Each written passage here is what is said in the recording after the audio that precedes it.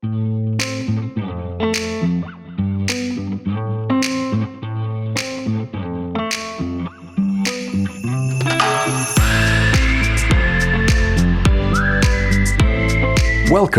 to Clarity in a Messy World, the podcast that looks at the causes behind the most confounding issues of our time. I'm David Wayne Callahan. In every episode, I'll be speaking with experts who will share their knowledge and insights and help us to untangle a seemingly chaotic world. Clarity is a production of Bocconi University in collaboration with the Bocconi Student Media Center.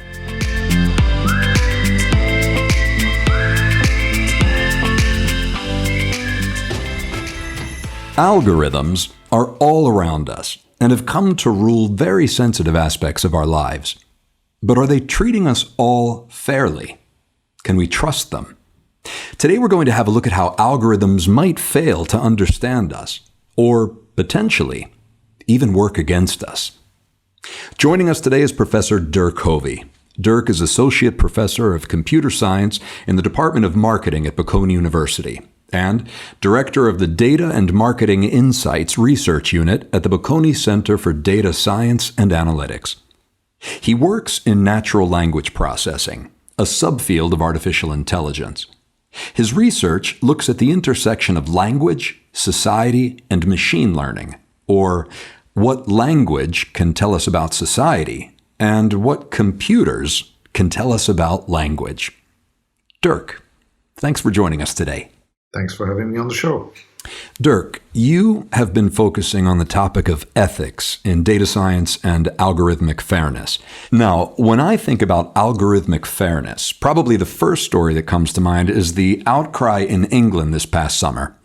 Exams were canceled for A-level students due to the coronavirus, and final grades were given via an algorithm that was intended to maintain standards and ensure that grades awarded were basically in line with previous years. Now, this seems to be a clear example of how algorithms can turn the individual into a statistic, and more specifically, how they could negatively impact the lives of, in this case, students. So what happened here? Yeah, this is an example of well-meant but not well-made.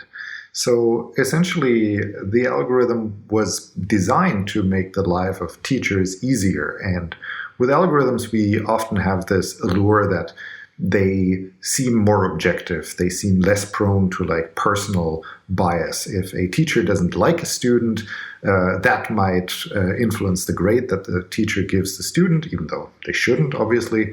And with algorithms, we have the feeling that that wouldn't happen.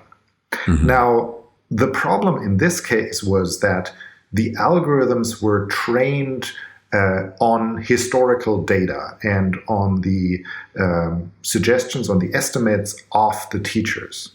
Now, there are two things that can happen here. One is, this is your final year. Maybe you've decided that after slacking off for 2-3 years, now you're really going to pull out all the stops and you're going to really, pull it together and get the best grades of your life. Mm-hmm. But if the algorithm has been trained on how you behaved in your slacker years, then obviously that might not register. The other thing that happens is that the algorithm might have picked up on personal assessments of the teachers. So if you're in a classroom, there are a lot of other things that might influence a teacher's grading, a teacher's assessment of a student beyond the actual grades. Is this student very active in class? Are they maybe annoying? Are they loud and rude? All of these things might color the assessment of the student by that teacher, and that might be reflected in the grades they suggested in the past. So even though we want the algorithm to be really objective, because they have been trained on subjective assessments of the past, they actually are carrying forward these same biases that we were trying to get rid of. And this mismatch sort of undoes all the well-intentioned aspects of using algorithms. Basically, we're baking our own biases into the algorithms, and then what happened here was that it came out in the end. It actually became apparent what those biases were that went into making the algorithm. Mm-hmm. And in what other sectors can we find algorithms that might be failing us? Well, unfortunately, in a lot of sectors. So the idea that algorithms can make our lives easier, more efficient, faster is pretty prevalent.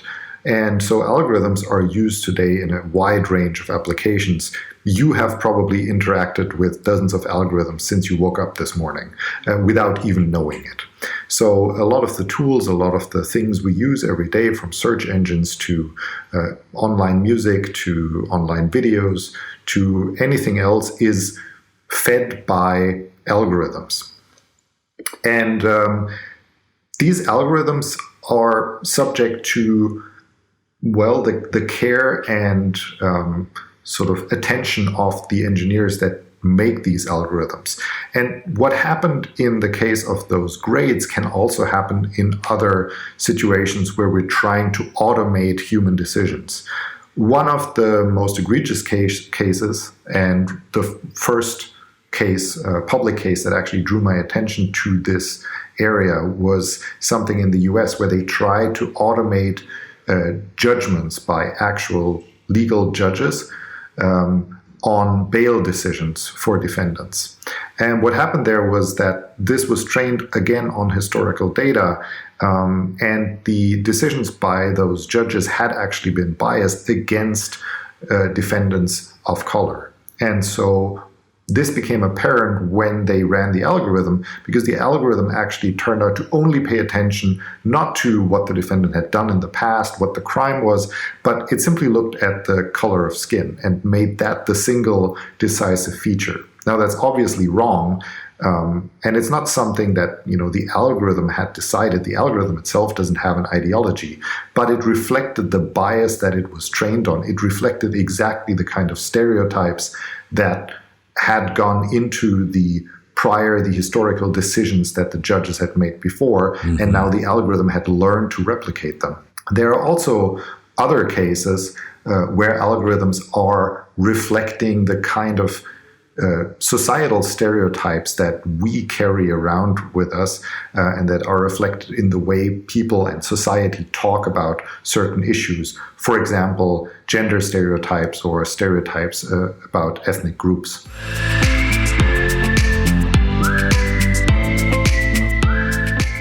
And someone who's delved deeper into this particular issue is Deborah Nozza, a postdoctoral researcher at Bocconi University who has worked extensively on hate speech and gender bias. Thanks for joining us, Deborah. Can you tell us more? Thanks, David. So I can give you one example of a work that I investigated and still am currently working on about hate speech detection algorithms. So I think that we all know and can understand why using these algorithms on social media, for example, could help on improve and create healthy conversation, or in the worst or maybe the best cases, avoid the practical consequences that can happen in the real world. So this algorithm, as all the algorithm in artificial intelligence, learn from data. The problem here of using real-world data is that there's some, let's say, societal bias in the world. So what happens here is that the model can learn some dangerous patterns, such as associating the presence of words related to what should be protected minorities to negative connotations. So an example is an algorithm that have the aim of detecting misogyny in social media text that will decide, and this is actually a study that I conducted, that all the text containing the word women, independently of their meaning, will be actually misogynous. This is called unintended bias, and this is something that for sure we don't want to happen. Deborah, thank you very much. Thank you.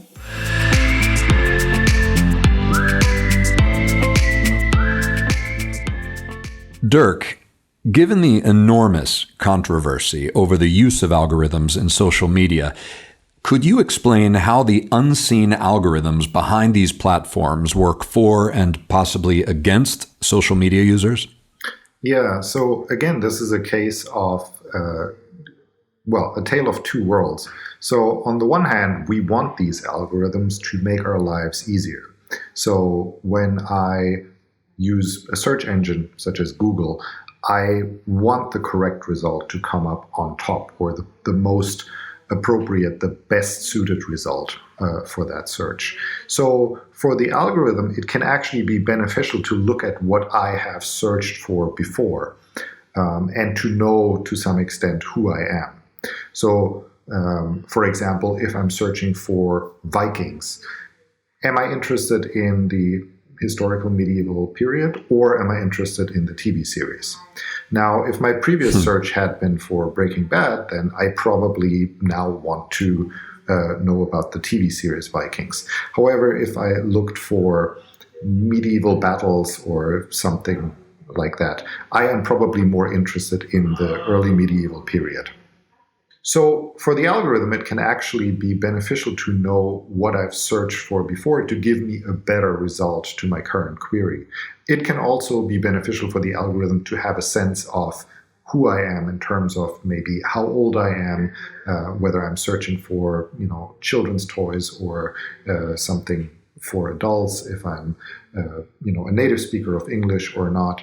And in a lot of cases, having a better picture of who I am can actually help the algorithm give me a better result. And that applies for search results just as well as for the music you're listening to on services like Spotify or the videos you look for on YouTube, but also social media platforms where you might be fed things that are more relevant to you. You might not be interested in all the stories that your friends and followers and followees have, but only in a certain subset. And so understanding who you are gives you as the user a better experience, a more tailored world.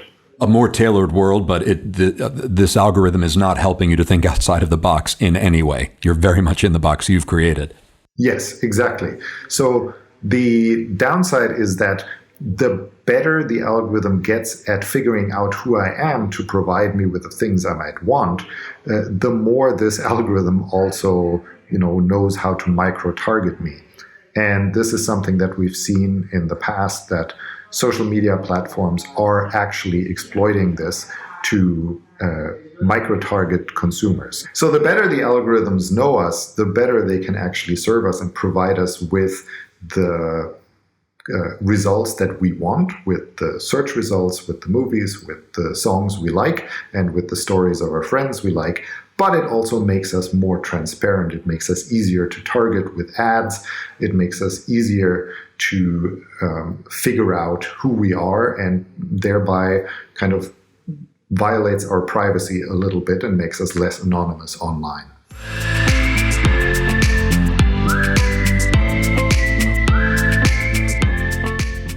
And what you're talking about, Dirk, reminds me of the TED Talk you gave that was entitled Why Computers Can't Understand Us.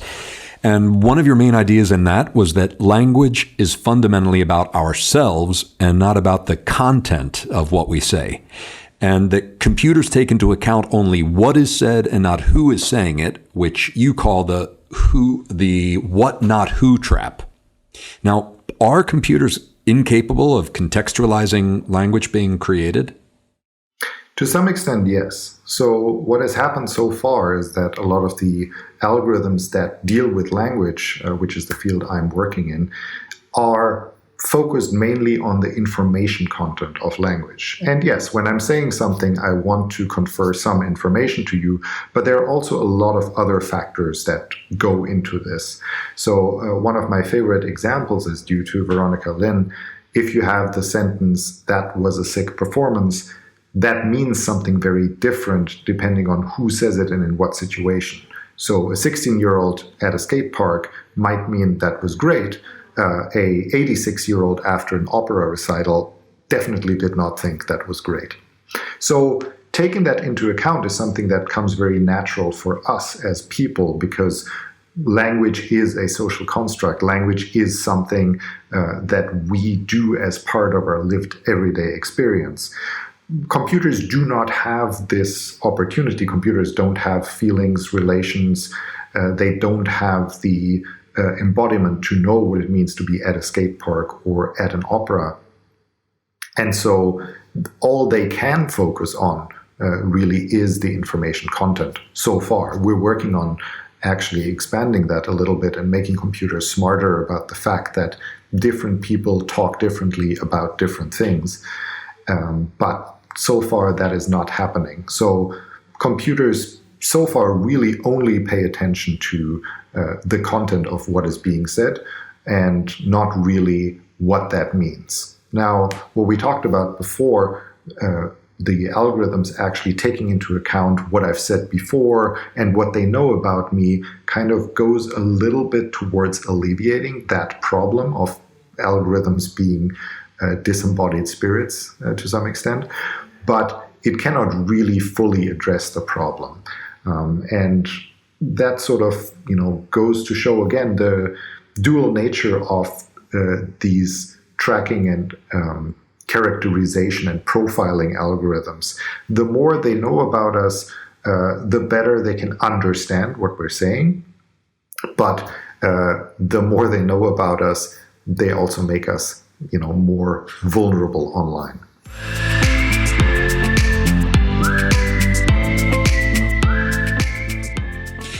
Dirk, you've done extensive work with natural language processing in the mental health field, such as predicting mental health conditions and risk behavior. And you participated in a panel discussion with Dr. Bart Andrews, the Vice President of Clinical Practice and Evaluation for Suicide Prevention, who said at one point, "We are horrible at predicting suicide, but we're better at predicting suicide than we are at predicting who is going to have a heart attack." That really struck me.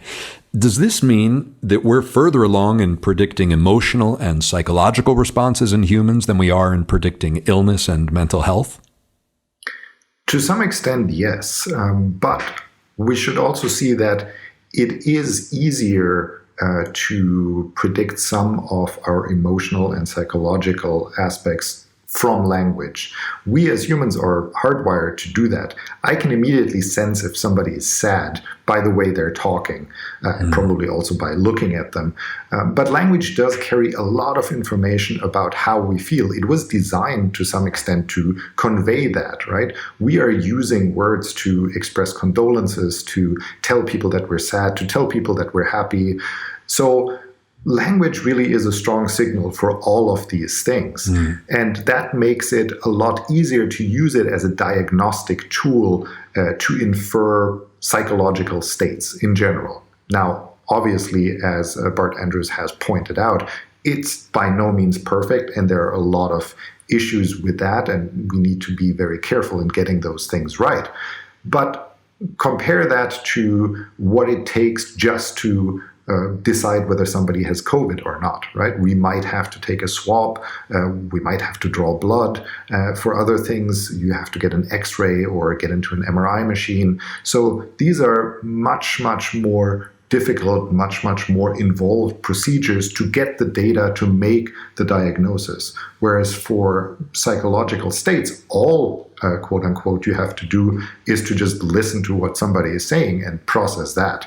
So yes, we are getting better at doing these things because language is such a rich reflection of our inner lives.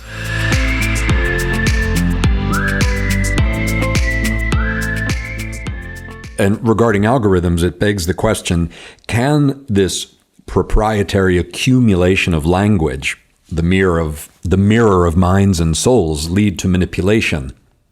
Let's hear Deborah's thoughts on this. Deborah, natural language processing, like any tool, can be used for positive or negative ends. Which, in your opinion, is winning out? So first I would say that I'm a positive person. So in my opinion, I think that NLP tools right now are mainly used for good purposes. The problem is when people like researchers or people in the industry use these NLP tools without knowing that they could have implicit and non-intentional negative consequences. So right now we are in the era of democratization of, in general, artificial intelligence, but in particular, natural language processing tools. So of course, this has some great consequences because everyone, so students studying in the university, machine learning practitioners, people in the industry can easily access to super recent and super advanced research work and directly use them. However, it is crucial that these users know the contradiction of these tools. So one of the most prominent recent work are the so-called pre-trained language models. So these models are very complex and large models trained on a lot of data. So these models are usually used as a base for every task or ideas in natural language processing right now. And they are, I would say, the first layer that is used for understanding language. Unfortunately, one of the problems that several researchers flagged and that we are also investigating is the potential negative consequences that this model can have when including them. So we are trying, not only we, but a lot of researchers now are trying to answer the question, is the use of these extremely popular and used models harmful?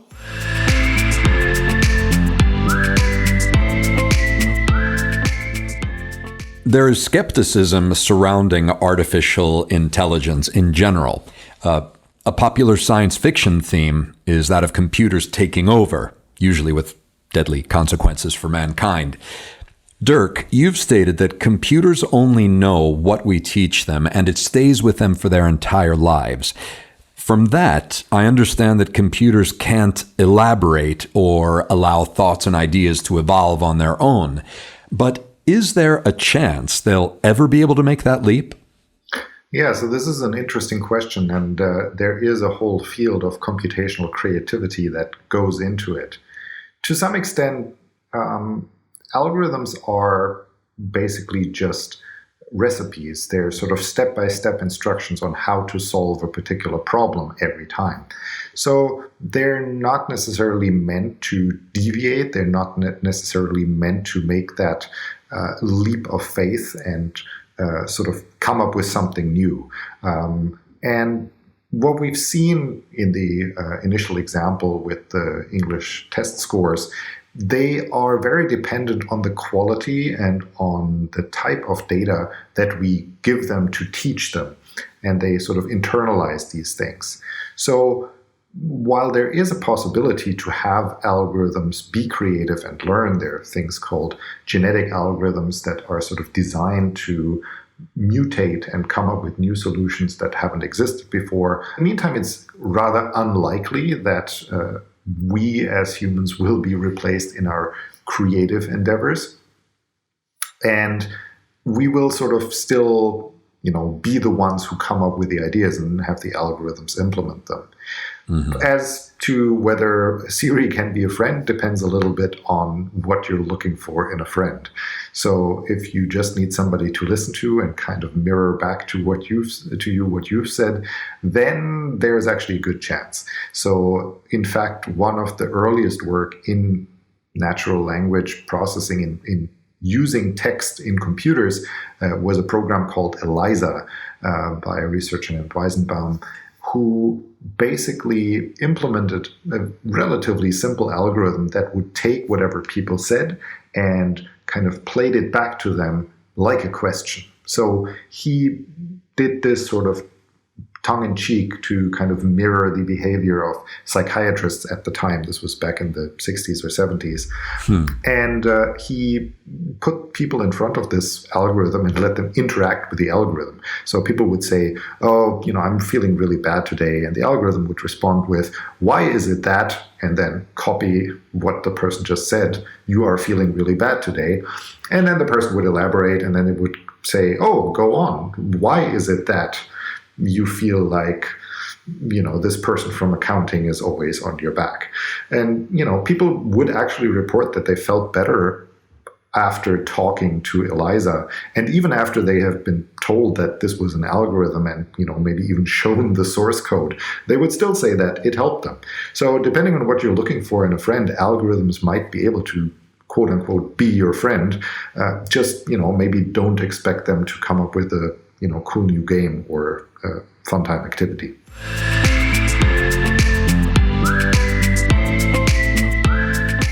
And Dirk, as you said, we humans are capable of experiencing a leap of consciousness, such as inspiration, a realization, an aha moment like we've all had. In the sense that algorithms are currently incapable of those types of leaps of human consciousness that we celebrate in historical figures like Da Vinci or Einstein or Mahatma Gandhi, are users being dumbed down by algorithmic echo chambers based on past data? Is there an inherent discrimination in the fact that an algorithm is so limited? Yes and no. So there is a concept in cognitive science and in computer science, exploration versus exploitation, that I think applies here.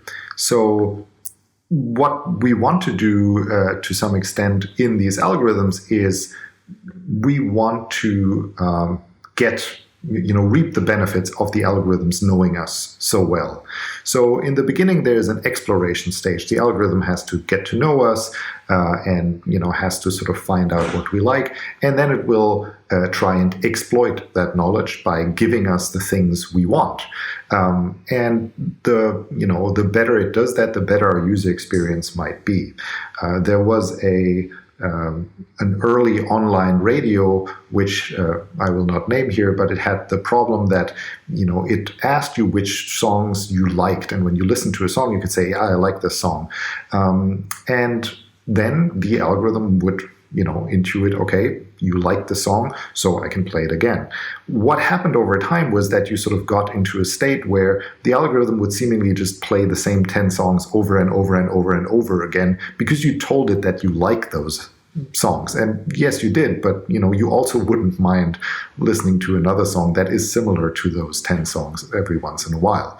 And so striking this difference between exploration and exploitation is something that is really, really difficult. And if we err too much on one side, if we're erring too much, or if the algorithms are keeping too much on the side of exploitation, of showing us what they know we like again and again and again, it might limit our worldview. It will not confront us with things that, might challenge us or things we might have to adapt to.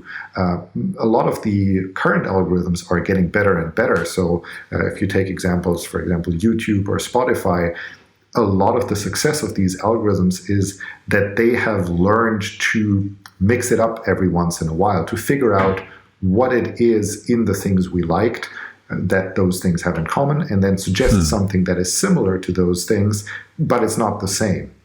And oftentimes these algorithms are capable of, distilling what we like better than what we could articulate ourselves. We might not know what it is we find enticing about this particular set of songs that were being presented. We just know we like it. And so there is an advantage to having such algorithms, but the danger is, those echo chambers. That is one thing. If, it's just the same 10 songs you're getting over and over, it becomes a little bit more difficult if you're replayed the same opinions all the time, right? It can seem that everybody on your Twitter feed has the same opinion as you, the same worldview. So you might be actually really surprised to find out that there are other people who don't share your opinion.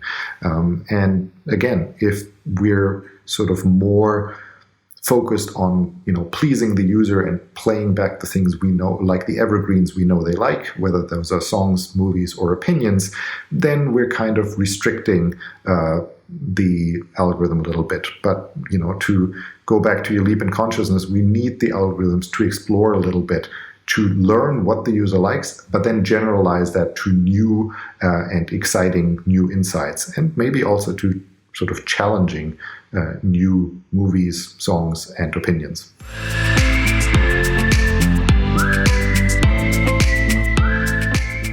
Dirk, this discussion's bringing to mind a quote from Albert Einstein regarding the right and left hemispheres of our brains. Einstein said the intuitive mind is a sacred gift and the rational mind is a faithful servant.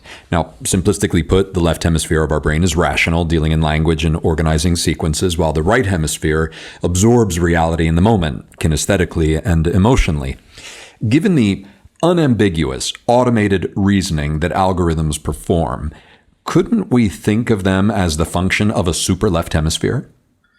Well, to some extent, yes. I mean, that is the great allure of some of these algorithms. As I said at the beginning, algorithms are perceived to be more objective. Algorithms are perceived to be sort of pure and not have an ideology. And to some extent, that is true. Algorithms themselves don't have an agenda. They don't have an ideology. They don't want things. All they do is, take the data we give them, try to find patterns, and then match and replicate those patterns. So to some extent, algorithms are extremely rational. On the other hand, we have seen with some of the examples throughout what we've talked about that, these algorithms are only as good as the data they're given. And so this promise of objectivity can be undone by the data we give it, by the biases, by the stereotypes we feed the algorithm with. And so I think for the time being, algorithms can help us and, sort of do the right things, can serve us up the results, the search results, the songs, the movies that we would like, that we're searching for. But we shouldn't necessarily rely on them to generate fresh insights. The way they're designed right now, they should stick to a particular path. They are not designed to stray off and smell the roses. And I think that is what makes us as humans special, and that is what we bring to the table, that creativity and that sort of open-endedness, this sort of way of recombining things that we know into new, never-seen ideas. Language is a great example. A lot of the sentences we have uttered in this podcast have never been uttered before in this way, shape, or form. So to us, this creativity comes effortless, and I think that is sort of our strength. The strength of algorithms is that they're patient and that they are powerful enough to crank through a lot of data and, sort of discover some of the patterns and some of the hidden structures in the way we behave or think or speak that we're not aware of. And we could then use them to carry them forward and make something creative out of it. So I think if everybody sort of uses their own strengths, this symbiosis of human creativity and algorithmic sturdiness can actually be very, very beneficial.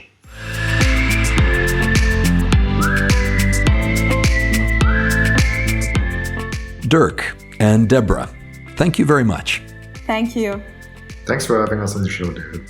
I'm David Wayne Callahan, and this has been Clarity in a Messy World, a podcast from Bocconi University. Thanks for listening. You can find references from this episode in the podcast notes. To be notified when new episodes come up, subscribe to Clarity on Apple Podcasts, Google Podcasts, Spotify, or Spreaker.